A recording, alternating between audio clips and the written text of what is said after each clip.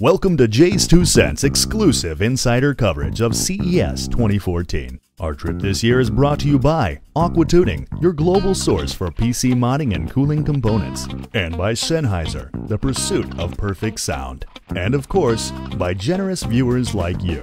So strap in with JayzTwoCents as he takes you on a wild ride through CES 2014. Hey guys, you're watching JayzTwoCents, and we are continuing our exclusive insider coverage here of CES 2014. Now, I am standing in the ASUS ROG booth with none other than JJ. If you guys know the ROG line, you've definitely seen this guy. And we've got a couple of interesting things that we're going to be talking about today.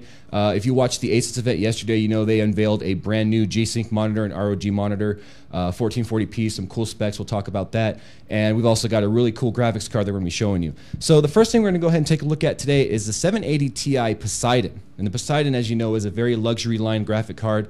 It's got all the bells and whistles you'd expect from the ROG gamer line, bringing you basically no compromise gaming. So I'm going to go ahead and hand it over to JJ here and let him talk about what we're taking a look at, and then we'll go from there. So JJ, what are we looking at here? To clarify, it's actually a GTX 780 for the 780 Ti. Okay, so non-Ti. Yeah, 780 Ti, we do actually have a full non-reference part that is launching in about a week, and that won't be, though, under our standard DirectCU2 line. So that's still a 100% full non-reference based design. But the Poseidon will be coming out in both a GTX 770 and a 780 version. And this one right here that we're demonstrating is going to be the 780. Now, really what makes this card special and unique is the fact that it's a combination type card. So historically, either if you want to go water cooling, you're going to go with either a non-reference water block, you're going to put that on the card, but it's only going to work under a water cooling situation. Now, some users sometimes are a little bit tepid. They're not necessarily sure if they want to jump into water cooling due to the maybe the complexity, the other concerns, but they know that they want that card. The other concern too is that sometimes in a non-reference design, there's not always going to be non-reference water block designs that are available. We've worked really closely with companies like EK to make sure that, like, when we come out with the DC2 card, you can get non-reference blocks. But this is kind of like a unified solution so that as an enthusiast, you don't have to think about it.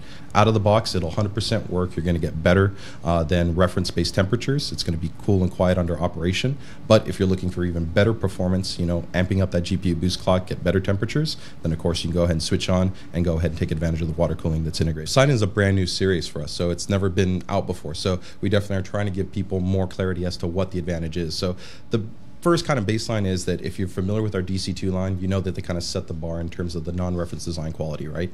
Everything from, you know, the VRM to the power topology to the PWM components, all that's all been transposed on here. So you get that classic stuff that you would expect, like 10K rated capacitors, right? So that's 5x what you would normally have on a normal graphics card. You know, ultra high tolerances for temperatures, ultra low tolerances for temperature. You got the sealed molded alloy based inductors, or what people refer to as chokes. So from a gamer standpoint, you can not have coil whine, but you also get really high power amperage power delivery, so you get improved stability when you're overclocking. So all that stuff is in there, but really what hallmarks this card as being as Poseidon is the water element, which is the integrated support for water cooling. So one cool thing that you're going to see here, though, is that we've given you the same type of flexibility that we developed on our Maximus 6 formula board, where instead of having an integrated type barb type connection, right, we give you open threaded connections so that you can go ahead and put in whatever you want to work with. And so these are G-quarter threads? That's correct. So you can go ahead and just essentially unscrew this right here, and you can go ahead and put on whatever you want.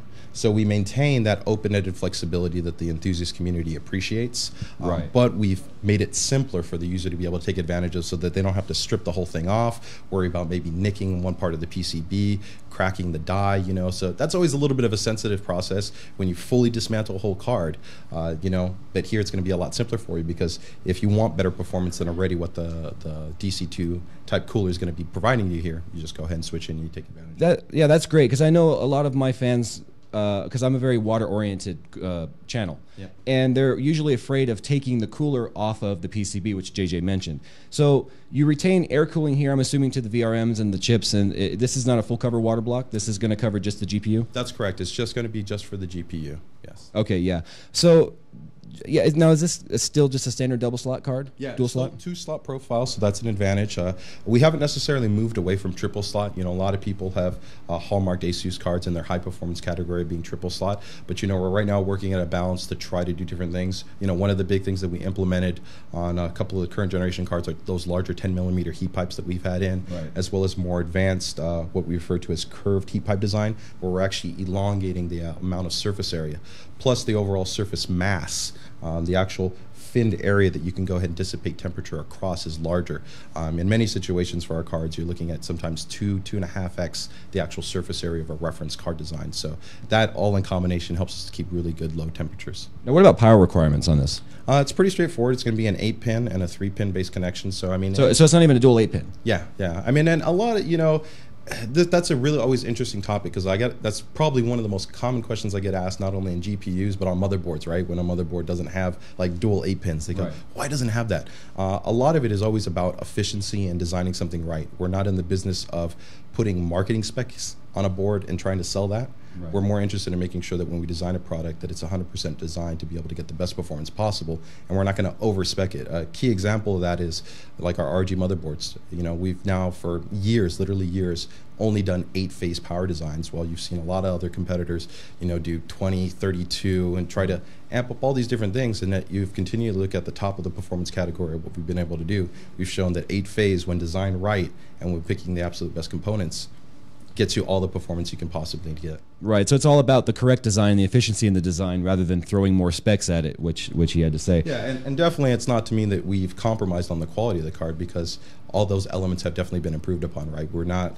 keeping any reference elements in there, and all those subtle design touches that we're always bringing to the cards are still present, whether it's, you know, even little things like the LEDs on the back of the card to let you know that you're actually getting signaling power, right? Or, you know, the SAP cap capacitors that are on the back, which I'm sure by now you've seen mimicked by some of our other competitors with similar type designs, or even the dust-proof fan design, where we actually seal the internal hub assembly so that dust doesn't get in inside there, so that the fan blade can continue to rotate. Whereas, you know, some other competitors try to, you know, do these exhaust and fan techniques and things like that, when really what's more important than that is going to be the inside of the hub assembly, because that's what affects the rotation, you know. Right. Now, I can already hear my fans screaming availability. When can we expect to see this come to market? Both the GTX 770 and the 780 are going to be targeting about 1 week time frame release. So within about a week, you'll be able to, you know, pop over to, you know, Amazon, Newegg, or your brick and mortar retailers and be able to pick up the card. Well, there you go, guys. By the time you're watching this video, it may already be out. So make sure you check out the GTX 780 Poseidon here from ASUS on the Republic of Gamers line. It's definitely a tried and true product line that I've used, you've used, and if you're a serious gamer, you definitely know all about the ROG line. JJ, thank you very much for showing us that. As always, guys, make sure you follow us on Twitter to get the most coverage that we're bringing to you here at CES 2014. And as always, I'll see you in my next video.